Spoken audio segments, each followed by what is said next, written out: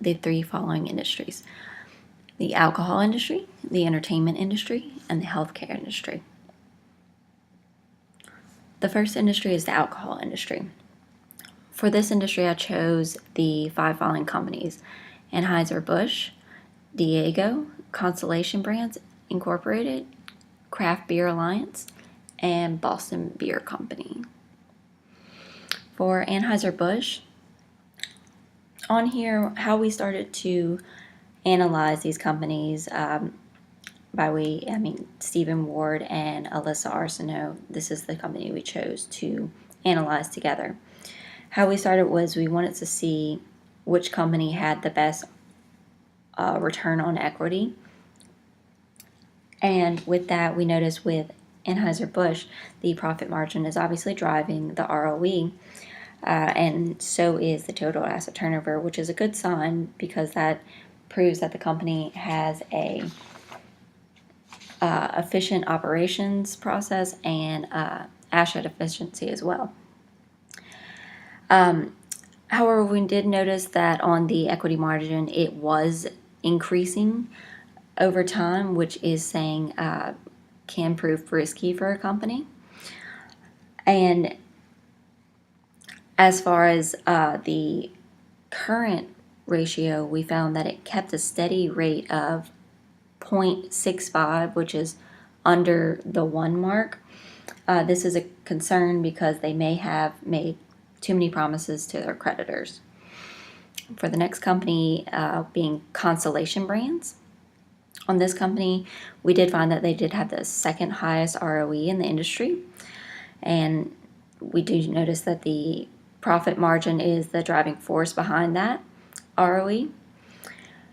However, we also see on this one that the equity multiplier is one of the higher, second highest in the industry actually, which is proving to be risky. It does remain constant, which isn't as bad as it rising. However, it has a pretty steady equity margin, and it's, like I said, the second highest in the industry. The next industry we analyzed was the craft brew industry, and they turned out to be one of the worst with the lowest ROEs, as you can see with a significant drop here.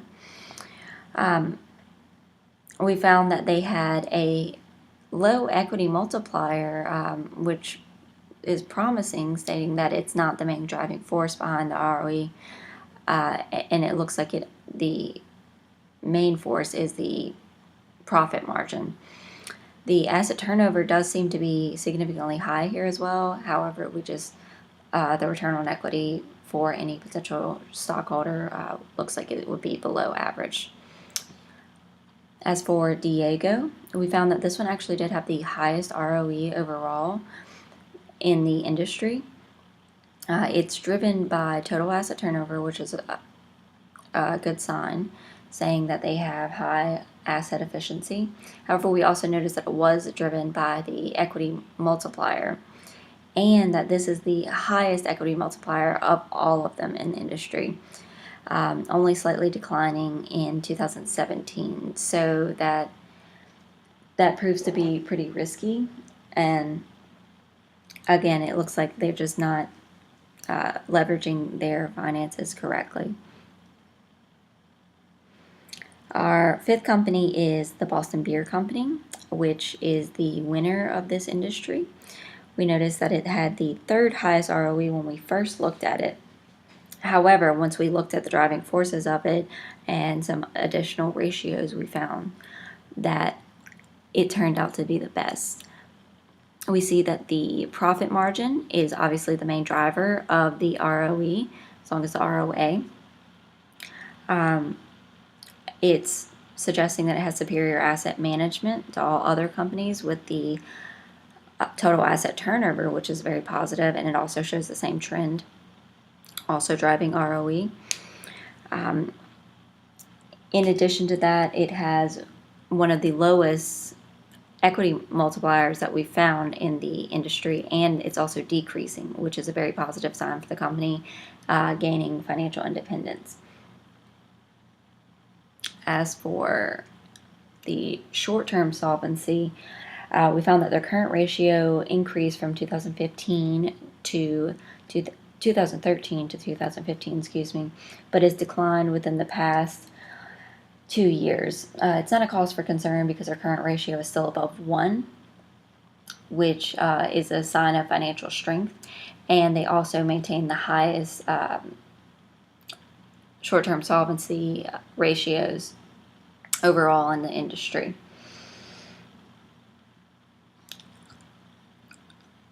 Now, as for the price per earnings ratio, we found that they are trading significantly higher along with the market to book ratio, than the industry average, which could be a slight concern for investor standpoint because it indicates that they have an overpriced stock. However, it does show that there is plenty of confidence in the market future value of the company. Entertainment industry. For my 5 companies, I chose CBS, Fox, Discovery, Disney, and Viacom. For the first company I chose is CBS. Now, CBS actually does have a very high and steady ROE throughout, as you can see here. And we found that the profit margin is the main driver of the ROE. However, in 2015, you can see that the equity multiplier significantly rose. And while it's doing so, you can see the ROE is still going down, as well as the profit margin. So that doesn't look like a good sign. However, other than that, it did have the highest ROE in the industry. For the short-term solvency, it maintained an average above 1 for the current ratio, and it maintained a slightly lower average for the industry. Now, for the price per earnings ratio, I noticed it was dropping, which could be a good sign, saying that it's possibly undervalued comparatively to the industry value, as you can see here. The next company is Fox. Now, for this one, it actually had the second highest ROE streams. And you can see that they're heavily driven by the profit margin here. They're also somewhat driven by the total asset turnover, but they are definitely not driven by the equity multiplier, which is a good sign. They had a very low equity multiplier in the industry. As for their short-term solvency, I noticed on their quick ratio and current ratio that it started rising higher than the industry as in 2014, showing that they aren't investing much back into their company, as you can see here. Now, for their price per earnings ratio, they maintain a consistent price per earnings ratio, and it's higher than average of the industry, which could be a bad sign, showing that they're overpriced and not worth it, the investment. The third company I chose is Discovery, and for this company, I've decided that it's one of the worst companies of the 5 that I've looked at. The ROE is extremely lower than the industry's, and it actually even shows a negative value in 2017. And you can see that the profit margin and total asset turnover were the main drivers behind them, but even before, they were relatively low for the industry standard. However, as the profit margin and total asset turnover began to drop, we saw that the equity multiplier began to rise up. But even still with that, you saw a negative number in the ROE. So that's a very bad sign. It showed huge red flags. Now, as for the current ratio for the short-term solvency, I noticed that the ratios began to start rising higher starting in 2015, And in 2017, they rose all the way up to 5.23, which is significantly higher than the industry average here. And that shows us that they aren't investing back into their company.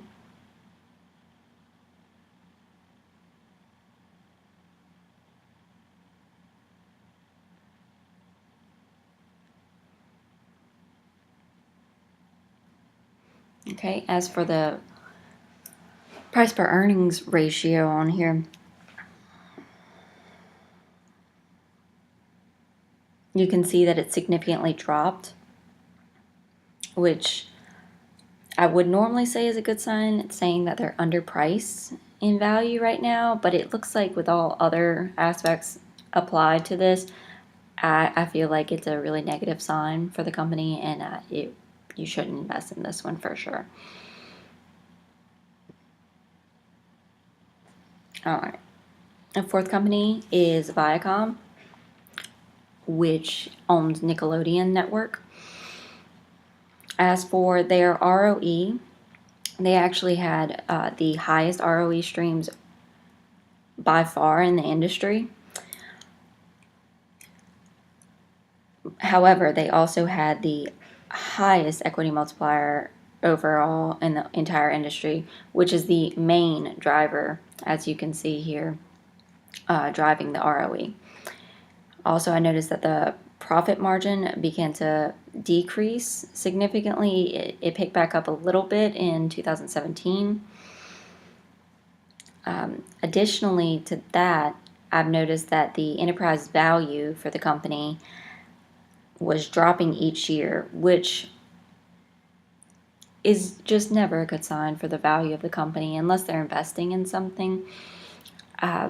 It's never a positive, and it doesn't look like, based on news events and reports that I pulled up online, that the company is doing so great right now. It has a lot of scandal around the company, that the family is facing some lawsuits personally. So, as for the price per earnings ratio on here, it maintains a lower than average in the industry. And again, on this case, I wouldn't suggest that that's a positive. They could be undervalued, yes, but at the same time, I feel like once you look into it a little more, there's a reasoning for that. The best company, in my personal opinion, is Disney. For Disney, they had the second highest ROE streams. They are mainly driven by the profit margin and the total asset turnover. And you can also see that the equity multiplier is not the main driver at all. It's actually very low. I believe, they actually have the lowest equity multiplier in the entire industry, which is a very positive sign for the company.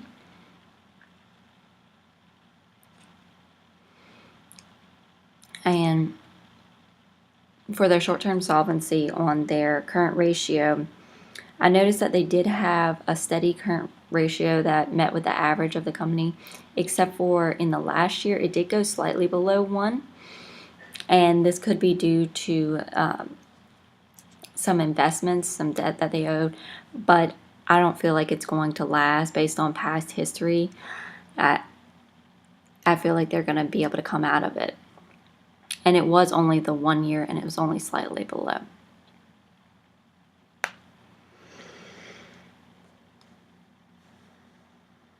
As for the enterprise value, they have a significantly higher value than the industry average. And seeing as all these companies are pretty well established, I felt like that was a significant point to make on it. They also have a price per earnings ratio that is higher than the industry average. However, I feel like this is due to the high publicity that Disney has and the knowledge that everyone does invest in Disney and does well in the long run. However, it is slightly higher. That was a slight concern of mine, but overall, I feel like Disney was a close call between CBS as being the best company for this industry. The healthcare industry. I chose the following 5 companies: Eli and Lilly Incorporated, Humana Incorporated, Pfizer Incorporated, Valiant Pharmaceuticals Incorporated, and McKesson Corporations. The first company, Eli and Lilly, we start with the ROE, noticing that they have a rather shifty ROE, but pretty steady with the industry average. However, in 2017, you see a shift drop. They do have a very low equity multiplier that's steady. However, it is steadily rising. So seeing that, we know that that is possibly risky for the financial leverage of the company. The obvious driver of ROE here is the profit margin, which is a good sign for the company's operating efficiencies. And we also notice that the total asset turnover is very high, and it's well above average for the industry. This says the company has a very efficient asset turnover. As for the market value ratios of the company, I found that this company had a pretty high price per earnings ratio, much higher, and it doesn't really follow the industry average for the ratio, which could mean that the company has an overinflated price for the stock of the company.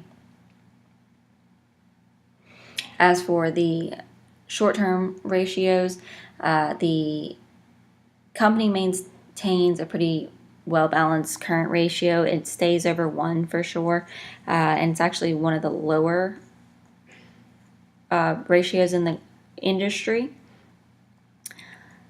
And this is saying that the company does have a positive short-term liquidity ratio. The next company is going to be Humana Incorporated. I noticed on Humana it had a below average ROE, especially in 2016. It had a very significant drop, and this doesn't really fall into any industry trends that were going on. The cause of it seems a bit wary for me. It does have the second highest total asset turnover, which is very significant, I noticed, and a good benefit for the company. And we also see that the profit margin is one of the main drivers of the ROE, which is also a positive note.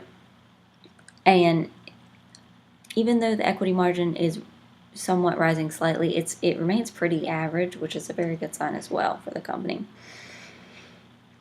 Now, as for the short-term solvency, it maintains again, pretty average short-term ratio, so that means its ability to pay back short-term loans is positive. Now for Pfizer, we see here that the ROE falls in the industry's top 3.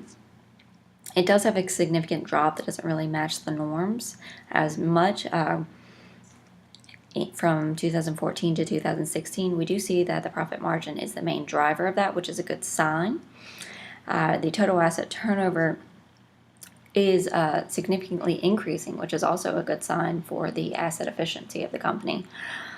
As for the equity multiplier, we do see that it is significantly rising through the numbers. It's hard to see here, but it is rising a good bit, and that can also be very risky for a company. For Pfizer's short-term solvency ratios, you do see that they begin to decrease over the time. They all still remain over 1, which is a positive note, because that means that their ability to meet short-term obligations, they're still able to do that. However, whenever they get low, it means that they could be possibly owing a lot in the company. And whenever they were too high, maybe they weren't investing, so maybe they did start investing more here. As for their price per earnings ratio, I know that it's well below average of the industry.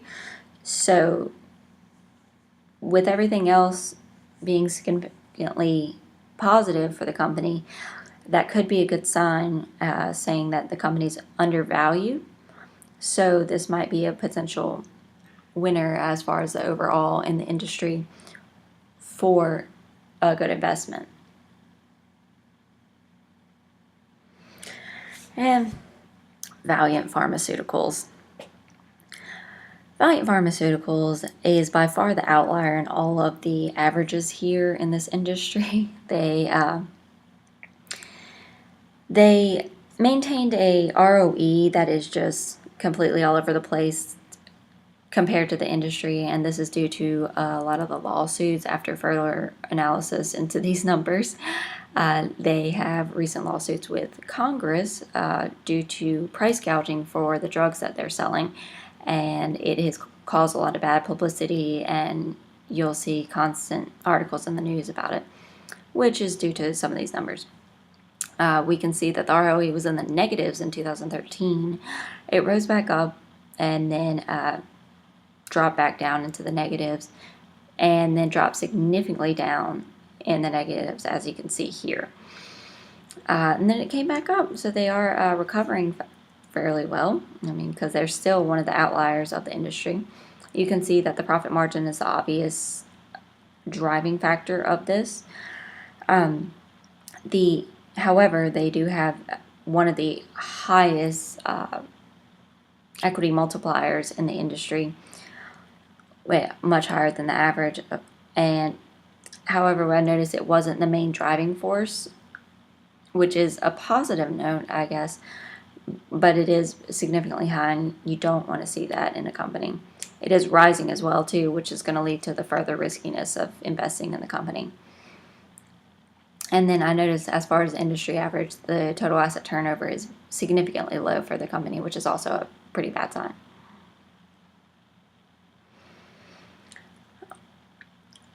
As for the price per earnings ratio, we can see that it's very high in 2013 and 2015, and those are the points whenever they were able to come out of the lawsuits in the press, I've noticed. However, it does look like they are enormously overrated. This is one of the highest values in all of the industries that I've seen yet, which means that they're highly overvalued and they're not worth the risk on this one. Their earnings are not worth the risk for sure. And my fifth and last company is going to be McKesson Corporation. This is a distribution company, and this is the best company I've decided on. I found the ROE on this company is well above average for the industry trends, which is a positive note.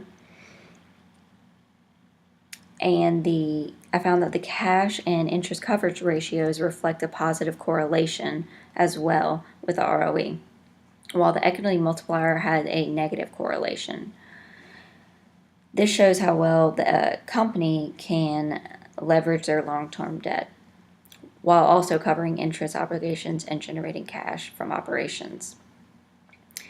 McKesson also has a high efficiency rate in operating, so their profit margin is also a driver, as well as it's not a huge driver, but it is a driver of the ROE, which is positive note as well. Now for their short-term ratios, on the current ratio, they do maintain a rather low, but doesn't fall below 1 for sure for their current ratios, which is a positive note stating that they can pay their ability to meet their short-term obligations. Now, as for the price per earnings ratio, I found that significantly in past history, you can see that it's one of the higher ratios. However, within the past 2 years, in 2016 to 2017 especially, you notice that it dropped significantly along with the industry. But the issue with this, once you look more, once I analyzed it further, I found that the company, this is due to the recent opioid epidemic, and the company has some lawsuits against it due to the fact that they were not monitoring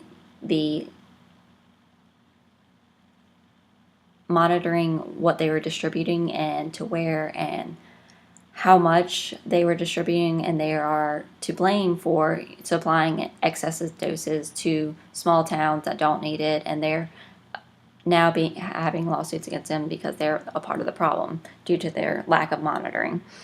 However, you do see in 2014 a significant increase in the company, in the price per earnings, and you'll also see a significant increase in the enterprise value. They almost double their enterprise value within that time, and that's due to the merger that they had with a German company, Celestia, and this is what put them on the global market.